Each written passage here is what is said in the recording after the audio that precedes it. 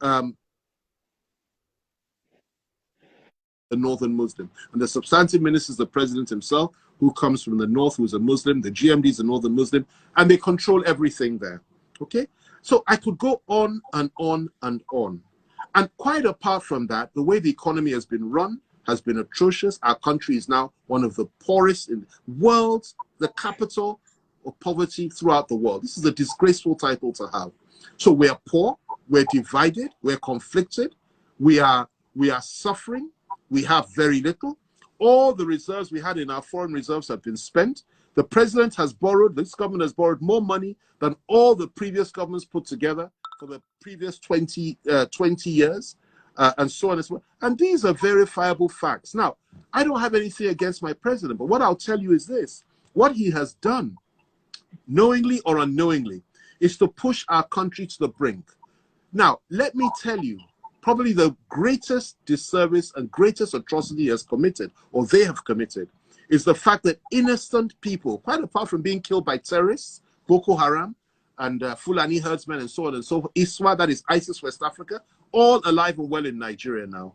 Quite apart from that, the government itself, itself has indulged in the killing of innocent IPOB members, that is members of IPOB, which is led by Mazi Nnamdi Kanu, and also Shia Muslims. They've been slaughtered in this country like flies over the last 5 years.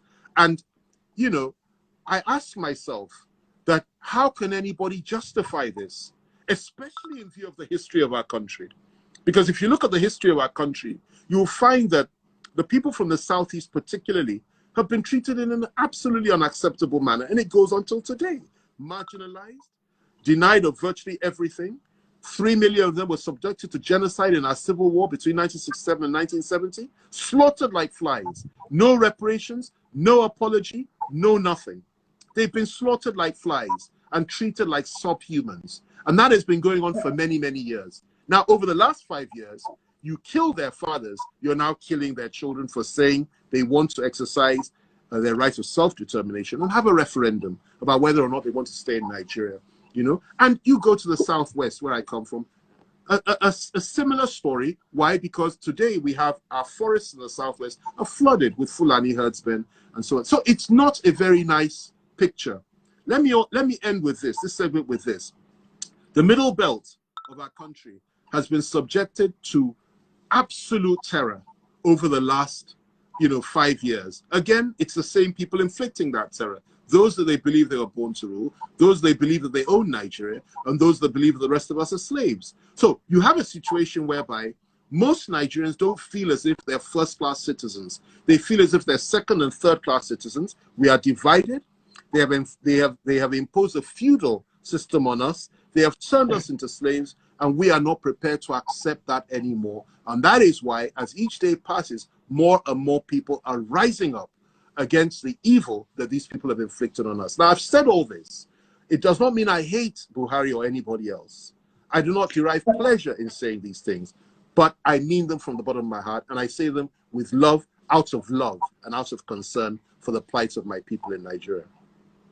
But Chief, like the saying goes, all politicians are the same. If you were appointed as one of the President Buhari's ministers, would you criticize him the way you're criticizing him now?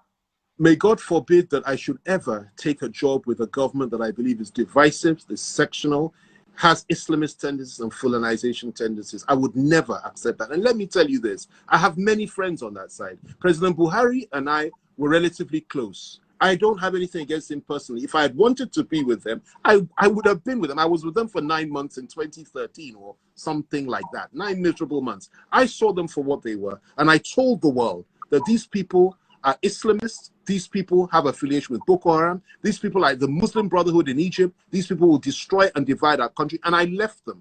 And nobody understood it then. And I spoke out publicly. And I've been proved right. You understand me? So the idea, light and darkness cannot mix. Now, that does not mean to say everyone in government is bad. They're not all bad.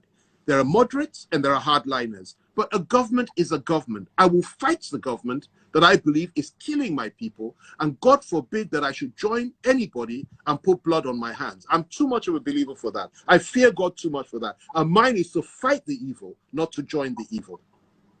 Speaking of God, what is your relationship like with Prophet TB Joshua? Good man, a good man, a great man, not just a good man.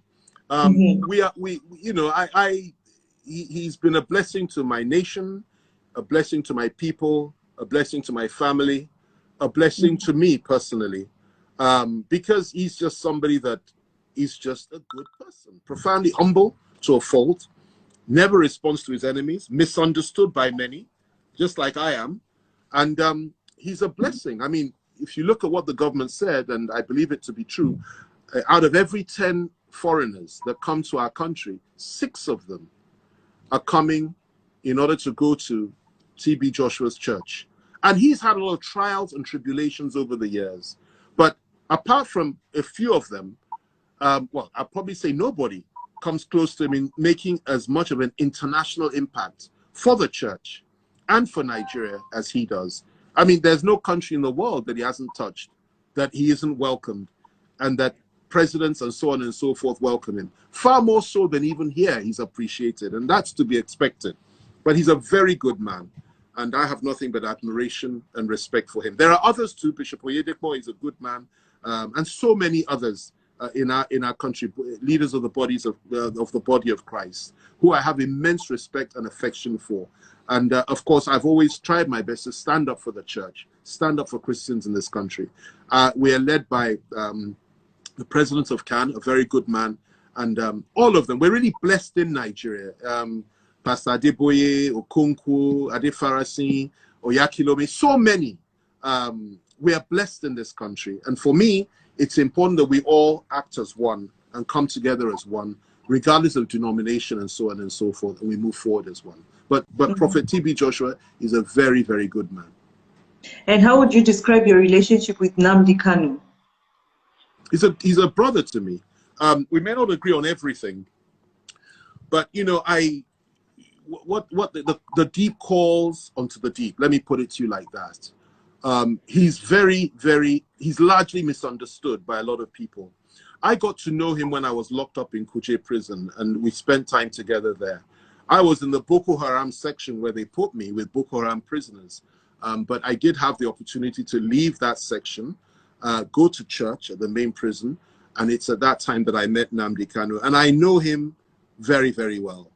You know, when you look into a man's eyes and you talk, you can feel the soul of that person. And I know him to be a passionate believer in the emancipation of his people. I know him to be somebody that seeks to resist evil, the evil inflicted on his people. And I know that he simply wants his people to be free. Now, I have never suspected him to be a terrorist. He's not a terrorist. He's not somebody that believes in violence. He's not somebody that has ever spoken about violence. But he's a friend. And I never deny my friends. And he's a good friend. And I wish him well. I wish him well. And I sincerely hope and pray that whatever it is he has in mind for his people comes to pass, providing it's within the law and providing that it's done in a peaceful way. I mean, why on earth would you, excuse me, deny the right of anybody to say that, look, I want to exercise my right of self-determination? It's a very simple thing. If he's not in the majority, or those that think of him and think like him are not in the majority, have a referendum. That's what's done everywhere else in the world. Have a referendum in the East. Do you want to stay or not? And let whoever wins the day win the day. And I think that's the way forward, rather than to try to suppress and demonize. Now, we may not agree on everything. We may not agree on approach. We may not agree on everything. But one thing I'll tell you is this. He's a good friend. He's a good man. I have nothing but respect, and it's a mutual thing. We have respect and admiration for one another. And I stand shoulder to shoulder with him in the sense that I believe that he has the right, or they have the right, to aspire for freedom. Every human being does. And I have other friends like that. Gani Adams in the Southwest, Asari Dokubo in the South, and there are so many in the Middle Belt. There are many people that are fighting for the emancipation of their various ethnic nationalities in this country, and it's to be expected. It's the right thing to do. And my belief is that if you do not accept the principle that every Nigerian is born equal and is equal before God, And as long as you believe that there should be slaves and masters in this country, then there can be no basis for unity in this country. But if it is that you believe that, you know, everybody's equal and that we have equal rights, and it doesn't matter what your religious faith is, it doesn't matter what your ethnic nationality is, and so on and so forth, and that you see somebody for their character and who they are, not where they come from or what their faith is. If you can enunciate and if you can espouse that philosophy, then there's hope for the future. But if you don't, and if you believe that some are born to rule and some are born to serve, believe me, Nigeria will not survive it. Nigeria won't last, if that's the case. It just cannot, and it will not. Because those behind us, the younger ones, are very vociferous, very aggressive, and very, very unhappy with what's going on. And it's not just the Southeast. There's nobody in the Southeast that can beat Nnamdi Kanu in an election today. Let me tell you that right now. If it's a free and fair election, nobody. Nobody. And if you come to the Southwest, I can tell you this: if it, you know, those that belong to what I call the I don't use the word Yoruba, but Oduduwa nationalist groups, the Anagos, we are Anagos, those of us from the Southwest, and Oduduwans. You know, those that believe in the establishment of the Republic of Oduduwa as a consequence of the injustices that our people have faced over the last 60 years in this country, in my view, are an overwhelming majority, even if they may not speak out so much. So that is where Buhari has taken us to in this country. Some will say it's a good thing. Some will say it's a bad thing. Whatever you believe, if we don't get it right, this country will explode soon. And just like President Obasanjo said, apart from the fact there's a Fulanization and Islamization agenda, quite apart from that, if we're not careful, may God forbid, and I do not pray for this, I'm not a believer in violence, I can't stand violence, I deplore it, and I will never call for it. But let us pray we never have a situation whereby, as President Obasanjo said in one of his open letters, that what happened in Rwanda ever happens in our country. We do not deserve that, we do not want that, and God forbid that ever happens here. All right, Chief, but when you look at the few portfolios that you've held in government, as Minister of Aviation, Minister of Culture and Tourism, and I think Special Assistant also to President Obasanjo, Public Affairs, I think. What are those things that you feel like you could have done better? I mean, there's no way you can say you were perfect. You know, everybody... Nobody's perfect. And yes. Certainly we could have done... Well, I'm talking about myself. Certainly I was much younger. I was much younger then. I left government in 2007 when President Obasanjo left, which was a relatively long time ago. It's about 13 years or whatever it is. I'm certainly far wiser today than I was then. But even then, I tried my very best. And I defended my first job, which was the most difficult, was to defend President Obasanjo on his policies. And luckily for me, it was an easier job than most presidential spokespeople, because he was a very good president with a very good record that pulled us back from the brink and did a lot of very positive things. And very few would dispute that. Probably one of the best we ever had in this country, if not the best. So it was an easy job to do, but of course I made a lot of enemies, because 90% of the enemies I have today I inherited. Some from my father, some from President Obasanjo. And I'm quite happy with that. I'm quite happy with that, because these were good men.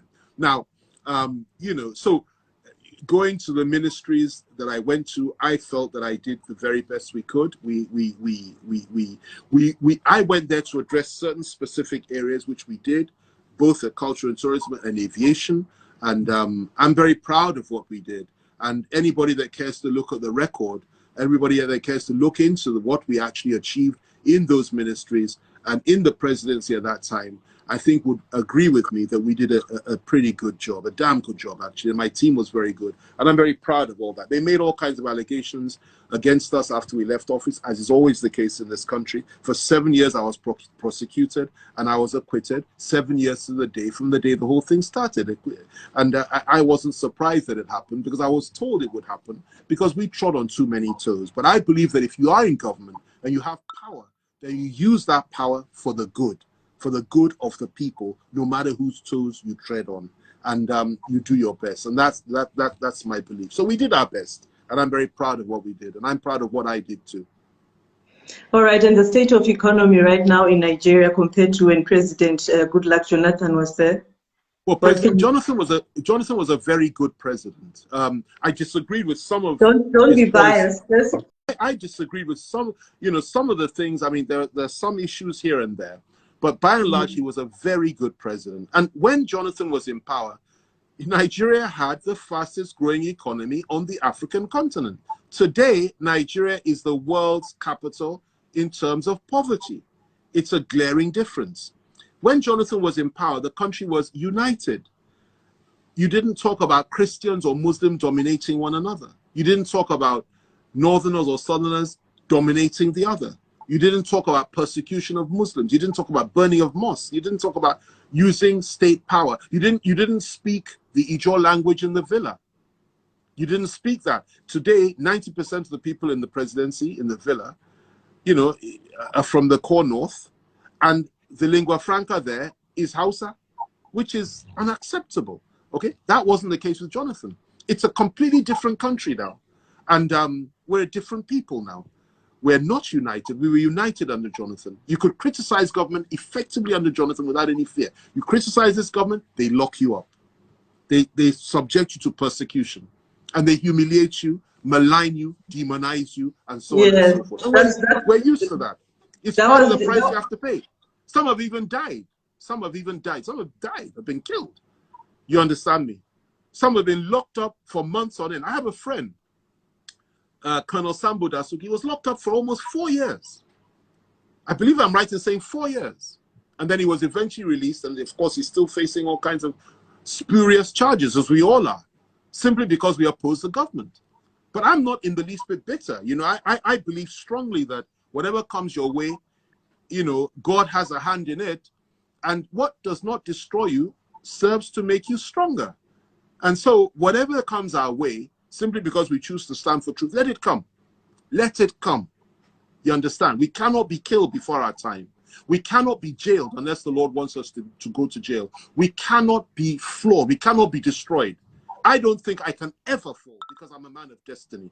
And there are many men of destiny here. The Lord is raising up a new order of people in this country who are fearless and don't give a damn about what government can do to them. They would rather speak the truth, stand on the truth, and if necessary, die on the truth. And that is the kind of leadership that you need to change what's going on in this country. That doesn't mean I hate everybody. I don't hate anybody. But I'll fight anybody, friend or foe, if I believe that they're doing something wrong. And that's how I'm configured. And I'm not the only one. There are many, many like this who are now rising up. And they are not limited to the leadership or within the political parties. Extra political, people outside the political sphere and within the political parties are all coming together in our country now to say enough is enough. So any political ambitions? Well, ultimately, we'll wait and see how it goes. Let's see whether we have a country left over the next 2 or 3 years. It's very, very important that before we talk about it, hope so much like that. Sorry? To say, have you lost so much hope like that to say, let's see if we still have a country? You know, I refuse to accept an illusion, and the idea that we will continue like this for the next few years or whatever it is, and nothing will happen, I think is an illusion. You know, everything or everything has its limit, and everybody has their limit. And you know, you can push people to the wall, but one day they'll fight back. And what's going on here is total subjugation, suppression.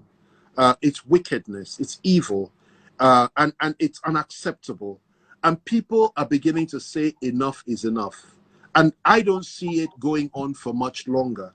If the government was sensible, if they had a brain, if they had more moderates and fewer hardliners, what they would have done was retrace their steps and try to chart a middle course where they carry everybody along, persuade people rather than whip people, you know, talk nicely to people, persuade people, talk to them in a gentle way, win them over, give them a reason to believe in the country once again, rather than bring the whip out and slash them. It's not the best to kill 1,000 Shia Muslims in Kaduna because they blocked a road. It's not the best to slaughter IPOB members, particularly young ones, and lock them up indefinitely. It's not the best to treat Christians like filth. It's not the best to, you know, to humiliate the people of the Southwest. It's not the best to treat the people of the South as if they're dirt. And it's not the best to turn the people of the Middle Belt into slaves. It's not the best.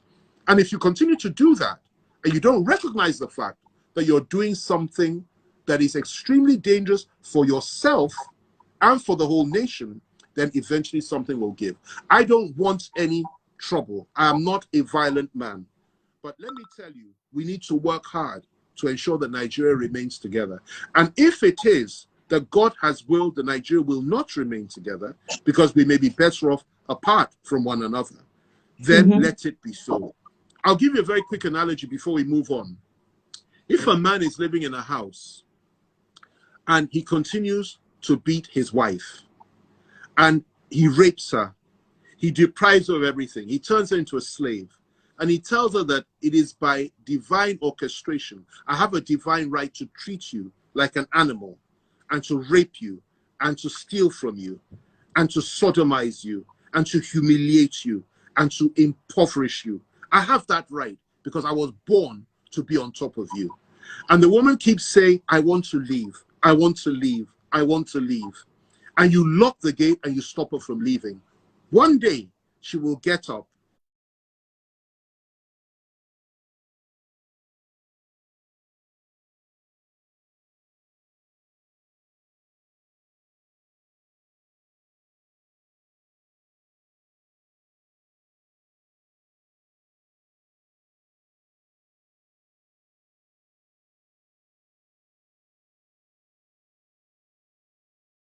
And allow people to